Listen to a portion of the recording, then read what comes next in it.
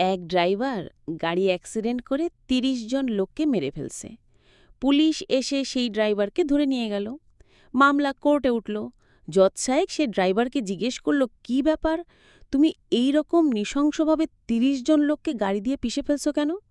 তখন সে ড্রাইভার বলল, মাননীয় জজ সাহেব, আমি যখন গাড়ির ব্রেক চেপে ধরলাম তখন দেখলাম গাড়ির ব্রেকে কাজ করতেছে না, গাড়ি ব্রেক ফেল করেছে।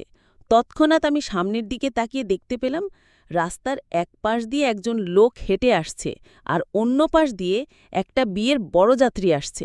জজ সাহেব, এখন আপনিই বলেন তখন আমি কি করতাম? তখন জজ সাহেব বলল, আরে এটা তো খুবই সাধারণ কথা। যেই লোকটা একলা একলা হেঁটে আসছে তার উপর দিয়ে গাড়ি উঠাই দিতা, ক্ষতি কম হইতো।